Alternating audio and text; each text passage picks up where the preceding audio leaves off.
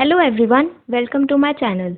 तो पिछली वीडियो में हमने 20 क्वेश्चंस कंजंक्शन के डिस्कस करे थे, एग्जाम ओरिएंटेड, जिस तरह के क्वेश्चन एग्जाम में पूछे जाते हैं। अब आगे के 20 क्वेश्चंस हम इस वीडियो में डिस्कस करेंगे और मैं आपको उसका लिंक नीचे डिस्क्रिप्शन बॉक्स में दे दूंगी और ये सारे क्वेश्चंस का PDF का लिंक भी मैं आपको नीचे डिस्क्रिप्शन बॉक्स में दे दूंगी। तो आज का सेशन शुरू करते हैं। तो हमारा पहला क्वेश्चन है, because he is intelligent therefore he gets good marks in all the examinations. अगर किसी सेंटेंस में बिकॉज यूज़ हो रहा है तो उसके बाद हम देयरफॉर का यूज़ नहीं करते। मतलब अगर हमारा सेंटेंस बिकॉज से, ऐसे या सिंस से बन रहा होता है ना, तो उसके बाद हम देयरफॉर या सो का यूज़ नहीं करते, क्योंकि बिकॉज, सिंस ये अपने आप में एक रीज़न लेकर चलते हैं, तो उसके बाद देयरफॉर और सो नहीं यूज़ होते। तो एरर इसमें जो है वो बी पार्ट में है, यहाँ पर देयरफॉर नहीं आएगा। ये सेंटेंस हमारा होगा, because he is intelligent he gets good marks in all the examinations. The crocuses had hardly come with bloom in the park then they were scooped open by the children. तो अब यहाँ पर hardly दिया हुआ है। अब hardly के बाद यहाँ पर देन का यूज होना चाहिए। अब यहाँ पर तो देन का यूज हो रहा है, तो एरर कौन से पार्ट में है? सी पार्ट में, क्योंकि यहाँ पर वेन का यूज होना चाहिए। अब नेक्स्ट सेंटेंस देखते हैं, neither of the children reached his home after many wanderings. अब ये बताओ, नाइदर ऑफ का मैंने आपको मीनिंग बताया था कि दोनों में से कोई नहीं। अब यहाँ पर चिल्ड्रन यूज हो रहा है, यहाँ पर ऐसा तो कुछ जिक्र नहीं हो रहा ना कि दो ही बच्चे थे या ऐसा कुछ। तो जब यहाँ पर दो नहीं है, तीन या तीन से ज़्यादा वाला होता है, तो हम नन का यूज़ करते हैं, तो हम नाइदर का यूज़ नहीं करते हैं। नाइदर का यूज़ सिर्फ और सिर्फ दो के लिए करते हैं। ऐसे ही आपका आइदर का है कि अगर आप दो या दोनों में से एक, तब तो आप आइदर का यूज़ करोगे, ठीक है। तीन या तीन से ज़्यादा में आप एनी का या वन का यूज़ करोगे, ठीक है। तो यहाँ पर नाइदर का यूज़ ना होके नन का यूज़ होगा, तो एरर हमारी ए पार्ट में है। अब देखते हैं next sentence, I handed over the money to the cashier because I might not lose it. अब इसमें क्या एरर है? अब यहाँ पर बिकॉज का यूज हो रहा है कंजंक्शन की फॉर्म में, तो क्या ये बिकॉज सही है या ये गलत है? ये यहाँ पर गलत है, यहाँ पर सो दैट का यूज होना चाहिए। अब मैं आपको रीजन भी बताती हूँ कि क्यों यूज होना चाहिए यहाँ पर सो दैट का। बिकॉज और सो दैट में क्या डिफरेंस होता है? आपका जो सो होता है वो आपको बताता है रिजल्ट, कि जो एक्शन हुआ उसका आगे इफेक्ट क्या हो सकता है, ठीक है। और बिकॉज आपको बताता है कि रीजन, कि आपने ऐसा क्यों किया। बिकॉज रीजन कॉज बताएगा एक्शन का, और सो आपको आगे का इफेक्ट बताएगा। तो अब इसमें क्या है, I handed over the money to the cashier, कि उसने पैसे कैशियर को पकड़ा दिए। I might not lose it, क्योंकि वो उसका इफेक्ट बता रहा है कि उससे क्या होगा, वो लूज कर देगा, हो सकता है वो लूज कर दे, वो उसका इफेक्ट एंड रिजल्ट बता रहा है, ठीक है। तो यहाँ पर बिकॉज का यूज ना होकर इसीलिए सो दैट का यूज होगा। अगर यहाँ पर माइट के बाद नॉट का यूज ना होता, यहाँ पर होता आई माइट लूज इट, तो फिर वो एक रीजन की तरह काउंट होता, फिर हम यहाँ पर बिकॉज का यूज कर सकते थे। फिर हमारा सेंटेंस होता, I handed over the money to the cashier because I might lose it, क्योंकि हम रीजन बता रहे हैं कि आई माइट लूज इट, मैं इसे खो सकता हूँ। और आई माइट नॉट लूज इट, हम एंड रिजल्ट बता रहे हैं कि ऐसा ना हो जाए, इसलिए हम सो दैट का यूज करेंगे। तो मैं आपको एक और एग्जाम्पल देती हूँ जिससे आपको और अच्छे से क्लियर हो जाए। अब दो सेंटेंसेज हैं, जैसे I have to study all weekend dash I can pass my exam. अब यहाँ पर सो आना चाहिए या फिर बिकॉज। अब क्या बताया मैंने आपको कि सो कब आता है? सो तब आता है जब हम कुछ एंड रिजल्ट के बारे में बात करते हैं। अब एंड रिजल्ट ही तो है कि मैं पास हो जाऊँ एग्जाम में, तो इसीलिए इस सेंटेंस में सो का यूज होगा। अगर इसी सेंटेंस में हमें बिकॉज का यूज करना है तो सेंटेंस कैसे बनेगा? I pass my exam because I studied all weekend. मैं इसीलिए पास हो गया क्योंकि मैंने पूरे वीकेंड पढ़ाई करी थी। तो रीजन बताया ना हमने बिकॉज के बाद कि पूरे वीकेंड पढ़ाई करी थी। एक और एग्जांपल देती हूँ, she didn't attend the party because she was not invited. अब वो इन्वाइटेड नहीं थी, क्योंकि रीजन आ गया ना, तो तो इसीलिए बिकॉज। अब अगर सो का यूज करना है तो she was not invited so she didn't attend the party, कि वो इन्वाइटेड नहीं थी इसीलिए उसने पार्टी अटेंड नहीं करी। एंड रिजल्ट, इफेक्ट, इफेक्ट क्या था उसका, रिजल्ट क्या था कि उसने पार्टी अटेंड नहीं करी, वो इन्वाइटेड नहीं थी। She was not invited so she did not attend the party. अब एक सेंटेंस मैं आपको देती हूँ, अब आप बताओ। He was lazy that he did not study well, तो यहाँ पर बिकॉज आना चाहिए या यहाँ पर सो आना चाहिए? यहाँ पर सो का यूज होना चाहिए, क्योंकि यहाँ पर हमें रिजल्ट बताया जा रहा है, इफेक्ट बताया जा रहा है कि वो लेजी था, इसीलिए इसी वजह से क्या हुआ कि उसने पढ़ाई ढंग से नहीं करी, तो रिजल्ट आ गया ना, इफेक्ट आ गया, तो यहाँ पर सो का यूज होगा। और we left the windows open dash it was hot inside, अब इसमें बिकॉज आना चाहिए या सो आना चाहिए? अब यहाँ पर बिकॉज आना चाहिए, क्योंकि उन्होंने विंडोज खुली छोड़ दी। अब रीजन बता रहे ना कि भाई क्यों खुली छोड़ दी, इसीलिए खुली छोड़ दी क्योंकि गर्मी थी। तो आई होप आपको अच्छे से समझ आ गया होगा सो का डिफरेंस और बिकॉज का डिफरेंस। तो इस वाले में तो हमारी सी पार्ट में एरर है। This cake is as good if not better than the one we bought last year. अब इस सेंटेंस में क्या एरर है? अब इसमें मैंने आपको बताया था कि एज के बाद अगर हमारा एडजेक्टिव यूज होता है, पहली चीज कि वो पॉजिटिव डिग्री में होता है, तो गुड हमारा पॉजिटिव डिग्री में है, ठीक है। बेटर कंपैरेटिव हो गई और बेस्ट हो गई सुपरलेटिव, तो गुड उसमें है।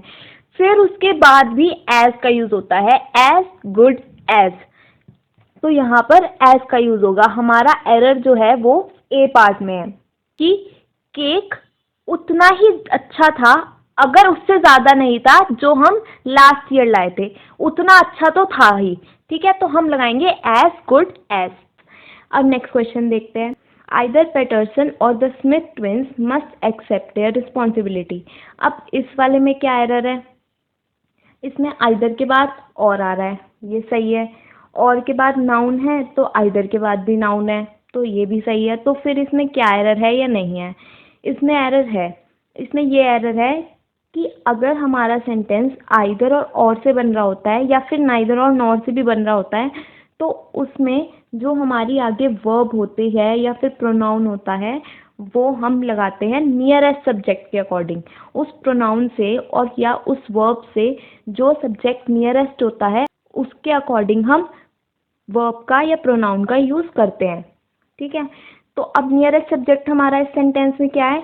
द स्मिथ ट्विंस, ठीक है। तो ट्विंस हो गया तो इसका मतलब प्लूरल है हमारा, तो प्लूरल है तो प्रोनाउन भी यहाँ पे देयर है, इसका मतलब इस सेंटेंस में कोई एरर नहीं है, तो इसमें आएगा नो एरर। अब नेक्स्ट सेंटेंस देखते हैं। Either the Smith twins or Patterson must accept their responsibility. अब ये सेम ही है, लेकिन क्या फ़र्क है कि हमने सब्जेक्ट उल्टा पलटी कर दी है इसमें। यहाँ पर पैटरसन तो बाद में आ गया और स्मिथ ट्विंस यहाँ पर आ गया। इसका मतलब यहाँ पर जो ये प्रोनाउन है आपका वो सिंगुलर में लगना चाहिए, तो यहाँ पर क्या आना चाहिए? Either the Smith twins or Patterson must accept his responsibility, क्योंकि अब हमारा नियरेस्ट सब्जेक्ट जो है वो पैटरसन बन गया ना, जो कि सिंगुलर है, तो यहाँ पर देयर की जगह हिज का यूज होगा, ठीक है। अब नेक्स्ट सेंटेंस देखते हैं। He will not do the work except I give the orders. अब इसमें क्या एरर है? एक्सेप्ट का मतलब होता है इसके अलावा या ये छोड़कर, यही तो मीनिंग होता है एक्सेप्ट का। तो क्या इस सेंटेंस में ये सेंस बैठ रही है? नहीं बैठ रही है ना। क्या बनेगा हमारा सेंटेंस कि ही will not do the work, वो तब तक काम नहीं करेगा जब तक मैं उसे ऑर्डर नहीं दूंगा, जब तक। तो जब हमारी सेंस जब तक की बैठ रही है तो यहाँ पर एक्सेप्ट कैसे आ सकता है? एक्सेप्ट का मतलब तो इसे छोड़कर या इसके अलावा ये होता है ना, तो यहाँ पर जब तक वाली सेंस आ रही है इसलिए यहाँ पर अनलेस का यूज होगा, एक्सेप्ट का यूज नहीं होगा, तो एरर हमारी यहाँ पर सी पार्ट में है। अब नेक्स्ट सेंटेंस देखते हैं।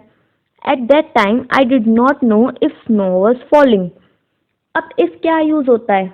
इफ कहाँ पर यूज होता है? इफ यूज होता है अगर कोई चीज़ अनिश्चित होती है, ठीक है, जो चीज़ निश्चित नहीं है, अनिश्चित है, अनसर्टेन है, ठीक है, तो वहाँ पर इफ का यूज होता है। अब क्या इस सेंटेंस में जो स्नोफॉल दिखाया है एक्शन वो अनसर्टेन है? नहीं।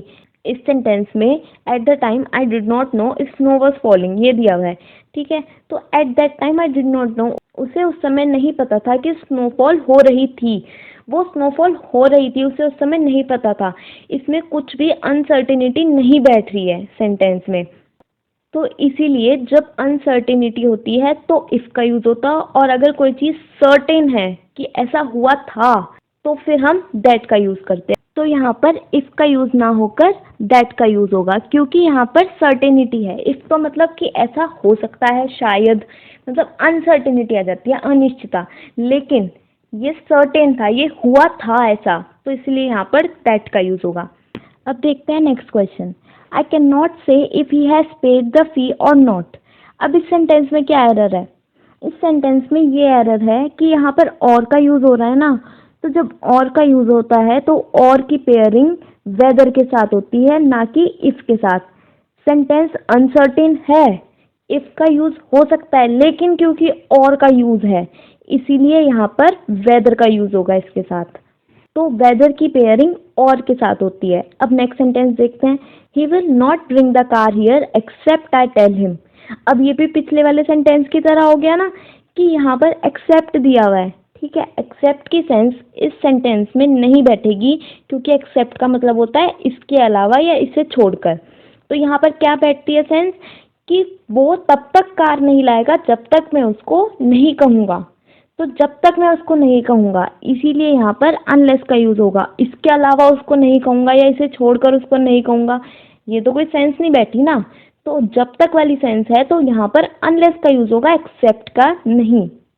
नेक्स्ट सेंटेंस देखते हैं। She was not so well versed in English that we had expected. तो अब इस सेंटेंस में क्या एरर है? इस सेंटेंस में ये एरर है, अगर आपको याद हो तो मैंने बताया था कि अगर सेंटेंस आपका नेगेटिव है तो सो और एज की पेयरिंग होती है, ठीक है। और अगर आपका सेंटेंस पॉजिटिव है तो एज और एज की पेयरिंग होती है।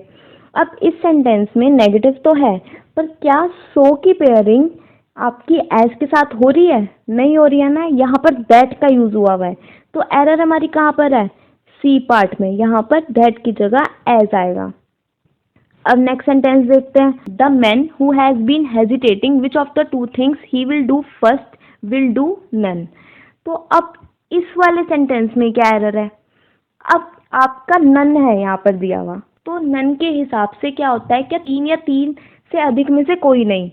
अब यहाँ पर तो लेकिन टू थिंग्स दिया हुआ है, तो जब टू थिंग्स दिया हुआ है तो यहाँ पर नीदर का यूज होना चाहिए, क्योंकि दोनों में से कोई नहीं तो नीदर लगता है, और तीन या तीन से अधिक वाले में नन लगता है। तो यहाँ पर एरर हमारी डी पार्ट में है, यहाँ पर नीदर का यूज होना चाहिए। अब नेक्स्ट सेंटेंस देखते हैं। Both the rich as well as the poor are affected equally when prices of petrol and diesel increase. अब इसमें क्या एरर है? बहुत इजी एरर है। अगर आपको पेयरिंग याद है, पेयरिंग तो आपको याद होनी चाहिए अच्छे तरीके से। पेयरिंग वाले क्वेश्चंस जो होते हैं सबसे इजी होते हैं, क्योंकि उसमें हमें कुछ ज़्यादा दिमाग लगाना नहीं होता। तो अब इसमें बताओ कि बोथ की पेयरिंग किसके साथ होती है? बोथ की पेयरिंग एंड के साथ होती है ना, और यहाँ पर तो एज वेल एज दिया हुआ है, तो एरर हमारी ए पार्ट में है, यहाँ पर आना चाहिए एंड। तो हमारा सेंटेंस होगा both the rich and the poor are affected equally when prices of petrol and diesel increase, ठीक है। अब नेक्स्ट सेंटेंस देखते हैं। His brother neither has the personality nor the ability to become an executive. अब इस sentence में क्या error है? नीदर के बाद नॉर का यूज़ है, ये एकदम सही है। लेकिन क्या नॉर के बाद जिस तरीके से सेंटेंस है आपका, नीदर के बाद भी वैसा ही है? नीदर के बाद तो वर्ब लग गई, हैज़ लगा दिया यहाँ पर, तो क्या ये सही है? नहीं है ना। तो नीदर के बाद भी तो द पर्सनैलिटी आना चाहिए नॉर के अकॉर्डिंग। जैसे नॉर के बाद द एबिलिटी है, तो नीदर के बाद भी द पर्सनैलिटी होना चाहिए। तो एरर हमारी कौन से पार्ट में है? ए पार्ट में। नीदर हैज से पहले आएगा, क्योंकि नॉर के बाद जिस पार्ट ऑफ स्पीच में, या जैसे टू से बना हुआ है, या जिस वर्ब में है, या फॉर से बना हुआ है आपका सेंटेंस, किसी भी तरीके से बना हुआ है, तो नीदर के बाद भी वैसा ही सेंटेंस फॉर्मेशन होता है, ठीक है। अब नेक्स्ट सेंटेंस देखते हैं। It is nothing else than his stupidity which stands in the way of his progress. अब इसमें क्या एरर है? नथिंग की पेयरिंग मैंने आपको बताई थी, नथिंग की पेयरिंग होती है बट के साथ, और यहाँ पर क्या है? देन। तो हमारा एरर कहाँ पर है? बी पार्ट में। नथिंग के बाद तो बट का यूज होता है ना, तो यहाँ पर देन नहीं आएगा। ऑल नो नथिंग के साथ बट का यूज होता है, और देन का यूज होता है नो सूनर के साथ और अदर के साथ, तब देन का यूज़ करते हैं हम। अब नेक्स्ट सेंटेंस देखते हैं। He started early because he might not get late. वो जल्दी चल गया वहाँ से जिससे कि वो लेट ना हो जाए। अब ये इफेक्ट बता रहे हैं ना हम कि जिससे कि वो लेट ना हो जाए, कि रिजल्ट उसका ये ना निकले। ये मैंने आपको पहले भी सेंटेंस में समझाया था डिफरेंस बिकॉज और सो दैट का, कि बिकॉज हम तब लगाते हैं जब रीज़न बता रहा होता है, ठीक है, और सो दैट का यूज़ हम तब करते हैं जब एक रिजल्ट या उसका एक इफेक्ट बता रहा होता है कि ऐसा ना हो जाए, ठीक है। तो जब हम ऐसा बता रहे हैं तो यहाँ पर बिकॉज का यूज़ नहीं होना चाहिए, यहाँ पर सो दैट का यूज़ होना चाहिए। बिकॉज का यूज़ होता, लेकिन फिर क्या होता उसके अकॉर्डिंग, फिर हम यहाँ पर नॉट का यूज़ ना करते, फिर हमारा सेंटेंस बनता he started early because he will get late, कि वो लेट हो जाएगा इसलिए वो जल्दी चल दिया, जल्दी चल पड़ा वहाँ से क्योंकि वो लेट हो जाएगा। अब फर्क आ गया ना दोनों सेंटेंस में, क्योंकि वो लेट हो जाएगा जिससे कि वो लेट ना हो जाए, दोनों में डिफरेंस है ना। तो जब हमें इफेक्ट या रिजल्ट होता है बताया हुआ तो हम सो दैट का यूज़ करते हैं, और हमें कॉज पता चल रहा होता है या रीज़न तो हम यूज़ करते हैं बिकॉज का। नेक्स्ट सेंटेंस देखते हैं। Unless you do not give the keys of the safe you will be shot. अब इस सेंटेंस में क्या एरर है? अभी बताया था मैंने आपको पीछे कि अगर सेंटेंस में अनलेस है तो हम नॉट का यूज़ नहीं करते हैं, तो यहाँ पर नॉट का यूज़ नहीं होगा और एरर हमारी ए पार्ट में है। अब नेक्स्ट सेंटेंस देखते हैं। This is the spot when he met with an accident last year. अब व्हेन तो है टाइम क्लॉज, व्हेन तो टाइम क्लॉज है। अब यहाँ पर क्या कुछ टाइम से रिलेटेड है? नहीं है ना। दिस इज द स्पॉट, हम एक स्पॉट की बात कर रहे हैं कि इस स्पॉट पर उसका एक्सीडेंट हुआ था। जब हम एक प्लेस की बात कर रहे हैं तो हमें वेयर का यूज़ करना चाहिए, ना कि व्हेन का, क्योंकि जब प्लेस की बात होती है तब तो हम वेयर का यूज़ करते हैं ना, वेयर या फिर वेयर एवर, सेंटेंस की सेंस के अकॉर्डिंग। तो हम यहाँ पर वेयर का यूज़ करेंगे ना कि व्हेन का, क्योंकि व्हेन हमारा जो है वो टाइम बताता है, ठीक है, टाइम वाले में यूज़ होता है। टिल आपका हो गया, बिफोर हो गया, एज सुन एज हो गया, ये सब आपके टाइम वाले हो गए, टाइम बताते हैं। वेयर हो गया आपका प्लेस, सिंस बिकॉज हो गया ये आपका कॉज बताता है। पर्पस या इफेक्ट आपका आगे वो क्या बताता है? सो दैट बताता है या फिर दैट बताता है। तो इस तरीके से होता है। अब नेक्स्ट सेंटेंस देखते हैं। Modern critics are agreed that Browning is as great if not a greater poet that Tennyson. यहाँ पर एज का यूज़ है, एज के बाद एडजेक्टिव का यूज़ है, तो यहाँ पर भी एज का यूज़ होना चाहिए। अगर हमारा एज के बाद एडजेक्टिव है और वो एडजेक्टिव भी पॉजिटिव डिग्री में होना चाहिए, यहाँ पर ग्रेटर या ग्रेटेस्ट नहीं आएगा, क्योंकि ग्रेटर तो कंपैरेटिव हो गई, ग्रेटेस्ट सुपरलेटिव हो गई। एडजेक्टिव भी हमारा पॉजिटिव डिग्री में आएगा, तो एरर हमारी बी पार्ट में है, क्योंकि एज, फिर हमारा एडजेक्टिव और फिर एज, ठीक है। तो ये हमारे कंजंक्शन के प्रैक्टिस क्वेश्चंस यहाँ पर ख़त्म होते हैं। तो आई होप आपको सारे कॉन्सेप्ट्स अच्छे से समझ आ गए होंगे, कंजंक्शन आपको अच्छे से समझ आ गया होगा और इसके बाद आपकी कोई गलती नहीं होगी। और अगर फिर भी आपकी कोई क्वेरी है तो आप मुझे नीचे कमेंट सेक्शन में पूछ सकते हैं। And yes, don't forget to like, share and subscribe. Thank you for watching.